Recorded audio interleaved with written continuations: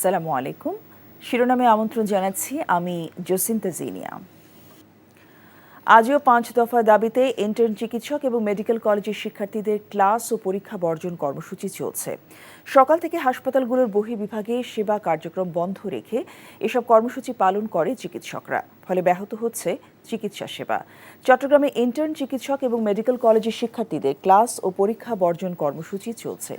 সকালে হাসপাতালে বহির্বিভাগের সেবা কার্যক্রম বন্ধ রেখে এই কর্মসূচি পালন করা হয়। এর আগে 5 দফা দাবিতে চট্টগ্রামের সরকারি বেসরকারি মেডিকেল কলেজের শিক্ষার্থীরা ব্যানার ফেস্টুন নিয়ে মানববন্ধন ও বিক্ষোভ কর্মসূচি পালন করে। সকাল থেকে রাজশাহী মেডিকেল কলেজ হাসপাতালে বহির্বিভাগে সেবা কার্যক্রম বন্ধ রেখেছেন ইন্টার্ন চিকিৎসকরা। পুলিশের ওপর হামলা এবং ফ্যাসিবাদী দোসরদের গ্রেফতারের দাবিতে মধ্যরাতে উত্তাল ঢাকা বিশ্ববিদ্যালয়। মঙ্গলবার দিবাগত রাত 12:30টার দিকে ঢাকা বিশ্ববিদ্যালয়ের হলপাড়া থেকে মিছিল নিয়ে বের হয় শিক্ষার্থীরা। এ সময় তারা 2013 সালের গণজাগরণ মঞ্চের মুখপাত্র লাকি আক্তারকে পুলিশের উপর হামলার মূল ব্যক্তি ও ফ্যাসিবাদের দোসর উল্লেখ করে তাকে আইনের আওতায় আনার দাবি করেন।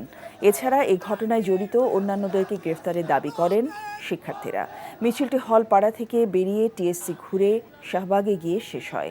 মঙ্গলবার বিকেলে ধর্ষণ বিরোধী পদযাত্রার নামে পুলিশের ওপর হামলা চালানো হয়।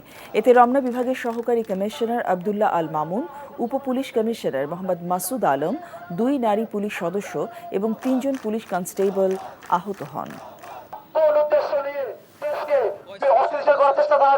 মানুষকে দেখাচ্ছে যে বাংলাদেশ ভালো নেই, কারা চাচ্ছে আমরা চাই তাদের মহাসম্মোচন করা হোক। 13 সাল থেকে 25 সাল পর্যন্ত যেসব হত্যাকাণ্ড, যেসব দুর্নীতি, যেসব ফ্যাসিবাদ তৈরি করেছে সেই সবের বিচার হতে হবে।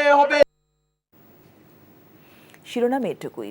এই খবরের ভিডিও সহ আপডেট জানতে ভিজিট করুন এনটিভি অনলাইন www.ntvbd.com।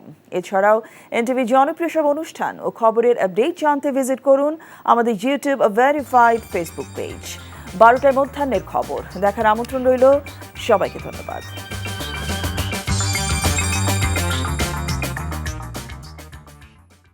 এই ঈদে জামা জুতো অ্যাক্সেসরিজের ডিসকাউন্ট।